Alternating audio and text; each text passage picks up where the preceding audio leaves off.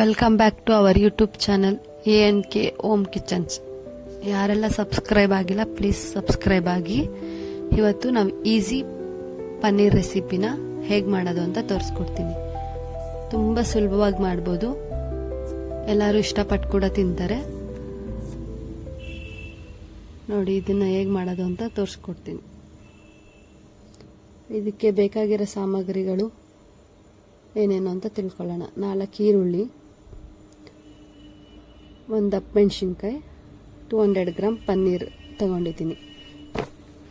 ಈ ಪನ್ನೀರ್ನ ಕಟ್ ಮಾಡ್ಕೊಳ್ಳೋಣ. ಪನ್ನೀರ್ನ ಸಣ್ಣದಾಗಿ ಕ್ಯೂಬ್ಸ್ ಆಗಿ ಕಟ್ ಮಾಡ್ಕೊಳ್ಳೋಣ. ನೋಡಿ ಕಟ್ ಮಾಡ್ಕೊಂಡಿದ್ದೀನಿ ಸಣ್ಣದಾಗಿ.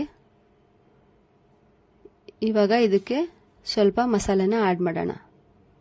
ಸ್ವಲ್ಪ ಉಪ್ಪು, ಸ್ವಲ್ಪ ಅರಿಶಿಣದ ಪುಡಿ, ಸ್ವಲ್ಪ ಮೆಣಸಿನ್ಕಾಯಿ ಪುಡಿ, ಸ್ವಲ್ಪ ಧನಿಯಾ ಪುಡಿ, ಒಂದು ಸ್ವಲ್ಪ ಗರಂ ಮಸಾಲ ಪುಡಿ, ಇದ್ರ ಜೊತೆಗೆ ಸ್ವಲ್ಪ ಶುಂಠಿ ಬೆಳ್ಳುಳ್ಳಿ ಪೇಸ್ಟ್ ಹಾಕೋತಿದ್ದೀವಿ.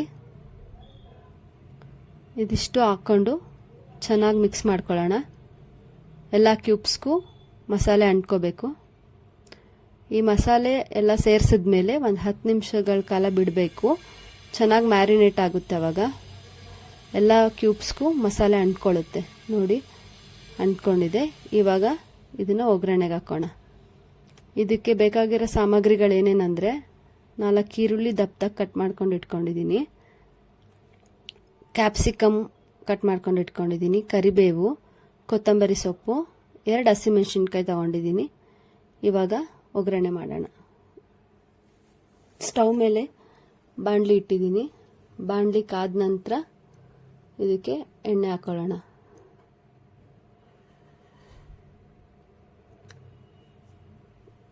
ಎಣ್ಣೆ ಕಾಯ್ತಾ ಇದೆ. ಕಾದ ನಂತರ ಕರಿಬೇವು, ಈರುಳ್ಳಿ, ಮೆಣಸಿನ್ಕಾಯಿ 3 ಹಾಕ್ಕೊಂಡಿದ್ದೀನಿ. ಹಾಕ್ಕೊಂಡು ತಿರ್ಗಿಸ್ಕೊತಾ ಇದ್ದೀನಿ.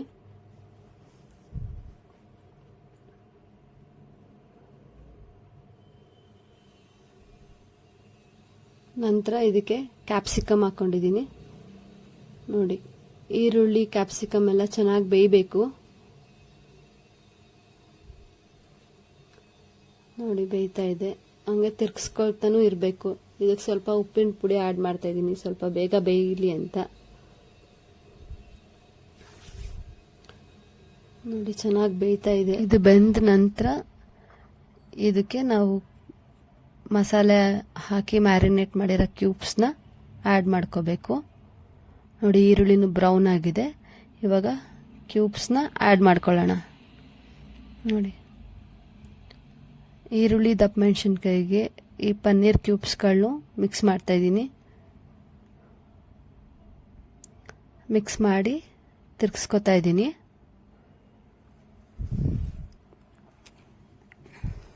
ಈಸಿ ರೆಸಿಪಿ ಕೂಡ ಇದು. ಪನ್ನೀರು ಬೇಗ ಬೇಯುತ್ತೆ. ನೋಡಿ ಪನ್ನೀರ್ ಕೂಡ ಬೆಂದಿದೆ, ತುಂಬ ಚೆನ್ನಾಗಾಗಿದೆ. ನೀವು ಕೂಡ ಮನೇಲಿ ಒಂದ್ಸಲ ಟ್ರೈ ಮಾಡಿ, ಮತ್ತು ಹೇಗಿತ್ತು ಅಂತ ಕಮೆಂಟ್ ಕೂಡ ಮಾಡಿ. ಕೊನೆಯದಾಗಿ ಕೊತ್ತಂಬರಿ ಸೊಪ್ಪನ್ನ ಆ್ಯಡ್ ಮಾಡ್ತಾಯಿದ್ದೀವಿ.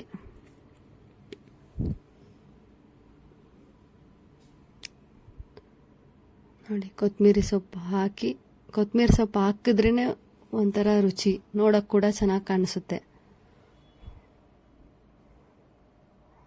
ನೋಡಿ ಇವಾಗ ಆಗಿದೆ ಈಸಿ ಪನ್ನೀರ್ ರೆಸಿಪಿ. ನೀವು ಕೂಡ ಮನೇಲಿ ಒಂದ್ಸಲ ಟ್ರೈ ಮಾಡಿ, ಹೇಗಿತ್ತು ಅಂತ ತಿಳಿಸಿ. ಮತ್ತು ನಮ್ಮ ಚಾನಲ್ನ ಸಬ್ಸ್ಕ್ರೈಬ್ ಮಾಡ್ಕೊಳ್ಳಿ, ಬೆಲ್ ಬಟನ್ ಕ್ಲಿಕ್ ಮಾಡಿ.